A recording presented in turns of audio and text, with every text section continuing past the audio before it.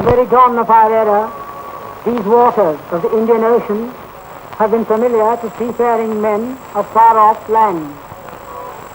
Ships came from the Far East, China, and from the West to these shores, and returned westward laden with pepper, precious stones, coral, pearl, silk, and thread, very silk, that is the fairest of southern sea capitals.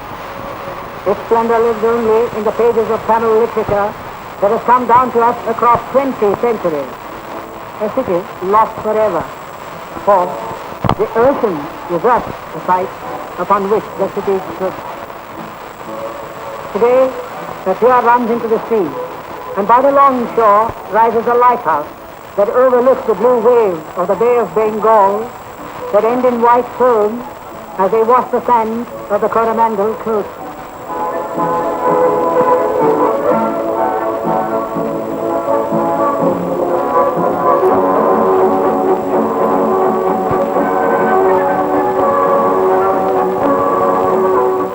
Fishermen who live on this coast are perhaps the only descendants of the earliest inhabitants of these shores.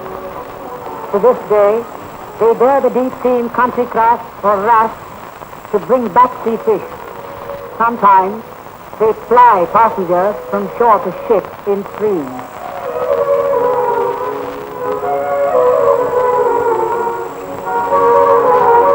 Far different to sail-driven ships of old are these modern liners that regularly call at this 300-year-old harbor, which fringes Indian soil, but is politically a part of the French territory, an arm of France overseas, capital of French settlement in India.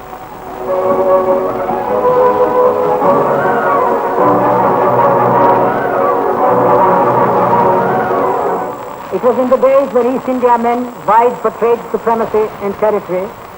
In those days, when Clive, Dupleix, Delali, Albuquerque, and Vasco da Gama were names to be reckoned synonymous with growing empires for European maritime powers, that Francois Martin, a French governor, caused the erection of this port town.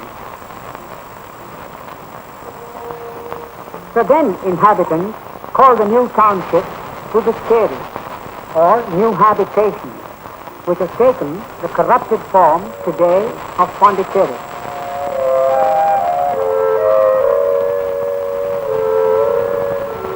What Robert Clive is to the history of the British Empire, Dupleix means to the story of French colonial expansion. He gained territory for France in India, and to commemorate this, a bronze statue of Dupleix stands at the entrance to the town from the pier. Around this bronze effigy of Dupleix are carved pillars of older origin, brought from Gingy during one of his campaigns.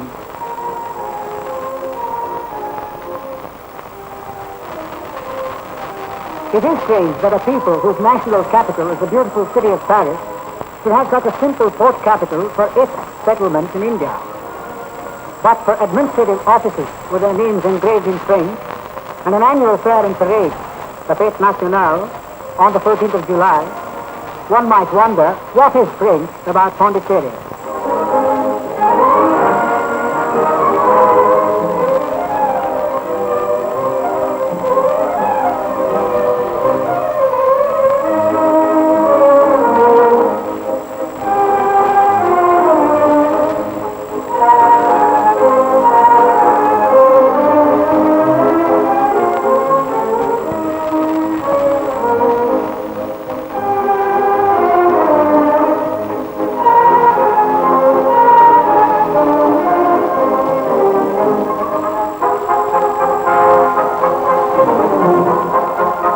But the salute to the governor and his men by the forces and the officers makes a colorful show.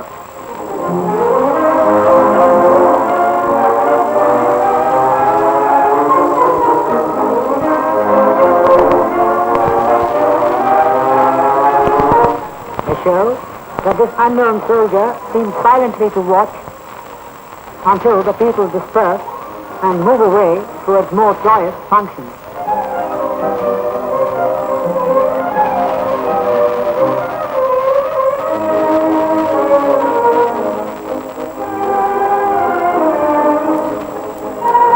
For a small port town, Pondicherry can pride itself over having two national festivals.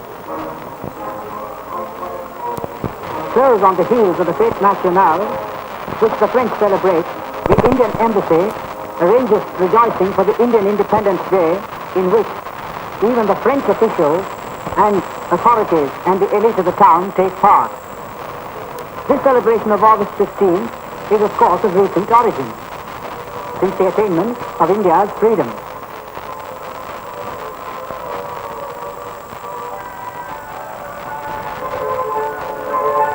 But the 15th of August has an added significance to our story and Pondicherry. It was on the 15th of August in 1872 that India was born, predestined to fame in many spheres. As a stalwart politician and patriot, a soldier in the struggle for Indian freedom, an administrator, author of philosophical transactions and works,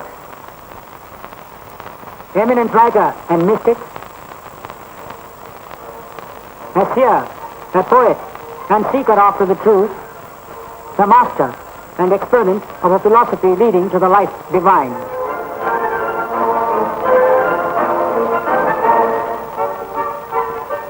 He came to Pondicherry in the first decade of this century. At the dawn of the half century, this great yogi entered into the state of Maha Samadhi.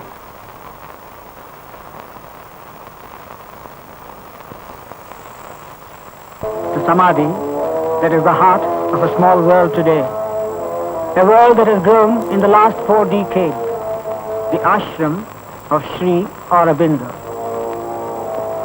The many buildings of the ashram rise among the houses of a significant area of the township and are the homes of a people or fraternity who live this life in the conviction that it is a prelude to the life divine, the philosophy that the Master preached.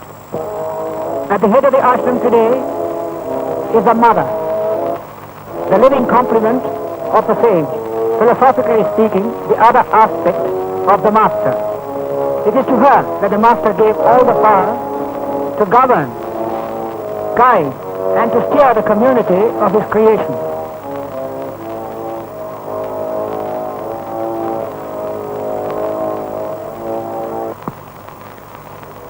About 800 people make this ashram fold, not to speak of 900 wage-earning workers at the ashram, all living their own lives, working in the fields of their own liking and choice, conforming to a few social laws, neither orthodox nor ritual, devoted to their ideology and to the mother.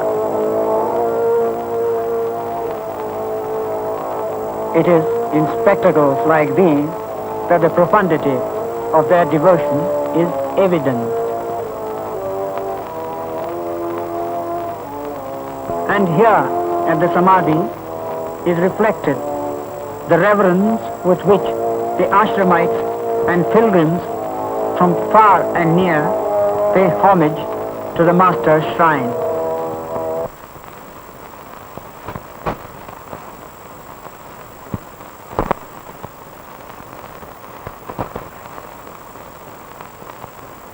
The Samadhi, apart from being a shrine, is a delight and wonder.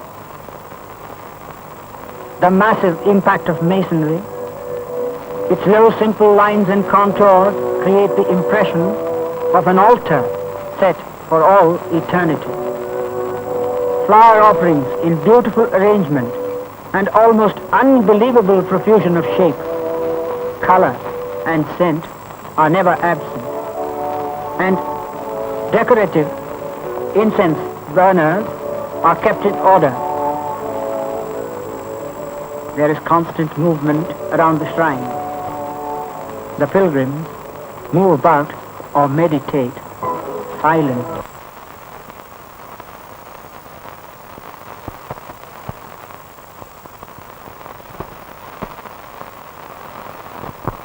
The dapple shadows on the rough, slabbed pavement the heaps and profusion of flowers, the many types of calm faces and dire deportments and nationality, some, above all such differences, all make a tableau vivant, unique.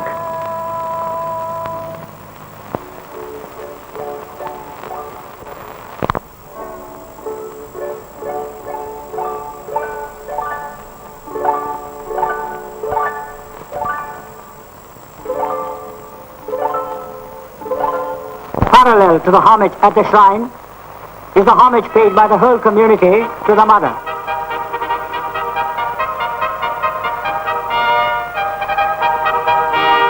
And here is a community that is a small pulsating world of all age groups that are eager to get the mother's blessing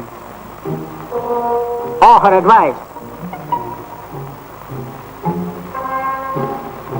or the flowers she can often give, or the sweets that she hands to them on some days.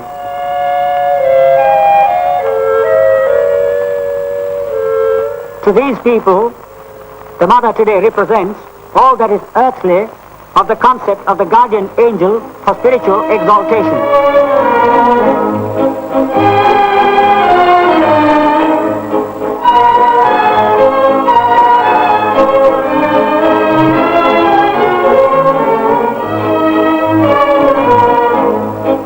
A cross-section of this community will reveal bright and happy children, students and scholars, professors,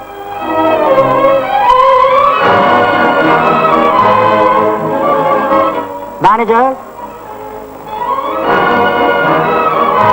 and organizing secretaries,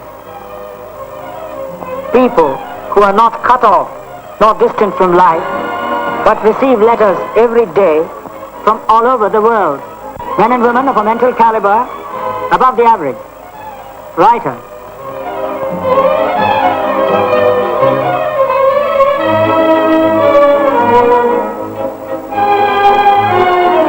thinkers, scientists,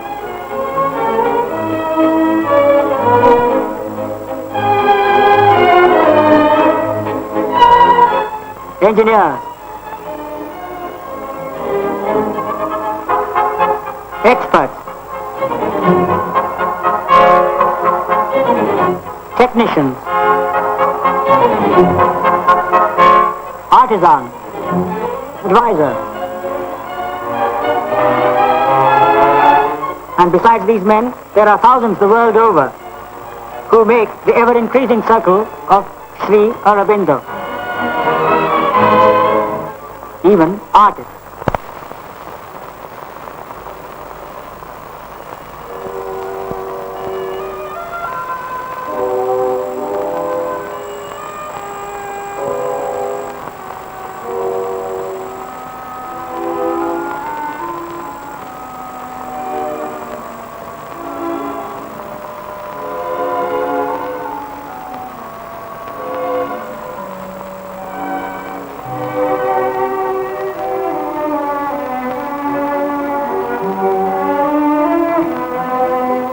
The efflorescence of a community, as well as its ideology, depend greatly on the very nature of the tending of the soil from which the two stem. Like this plowman who tends the fields of the ashram for the fruits of the good earth, so did the master plowman prepare the ground 4 decades ago and hallowed it with a spiritual blessing. And this spirit everlasting of the master guides the movements, growth, and destiny of the Ashramites in their journey to a wider realm of promise. In the words of the mother, the culture of the children should begin long before it sees the light of day. And in the nursery of ashram life, the little ones are as busy and happy as their elders in their own way.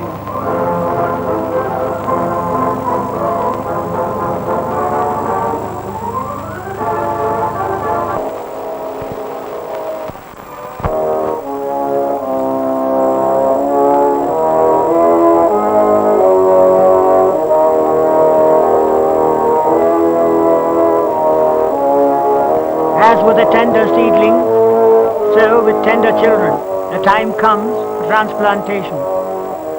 More care of their growth means more care of their health and their mind. And the physical aspect is dealt with so completely, even to the extent of preventive dentistry.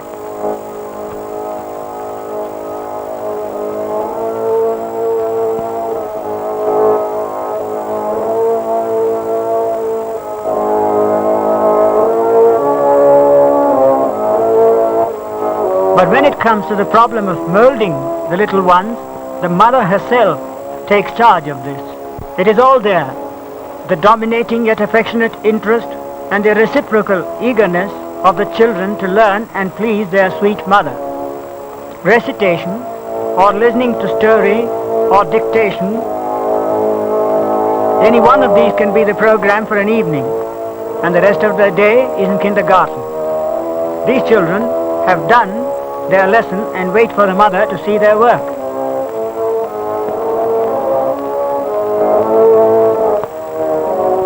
But not this lad.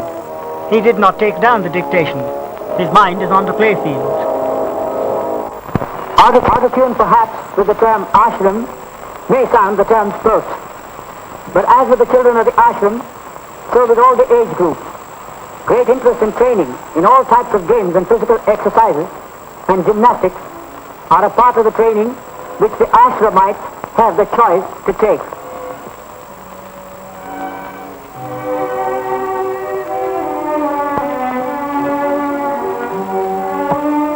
Based on the principle that physical perfection is an essential step to yogic training is the argument in favor of sport.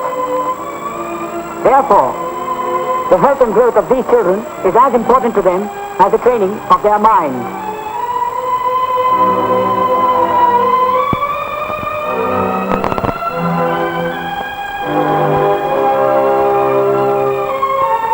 The whole panorama of the playfield presents all age groups at their favorite exercises, the best that the East or West can offer. And the whole cyclorama of the sports world is dominated and inspired by the mother who to this day herself regularly plays tennis.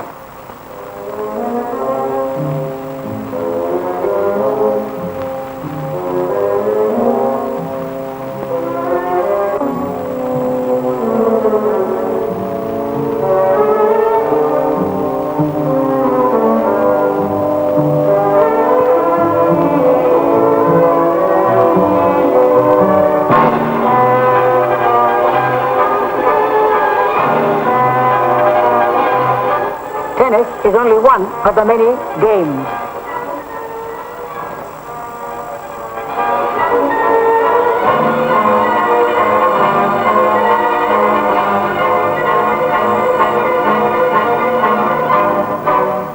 Basketball is popular too, with all the age groups. Football, there goes the toss, and the game begins. On some other day, see volleyball being played, or watch the Ashram 11 wielding the willow. We have been a long time in the playfield.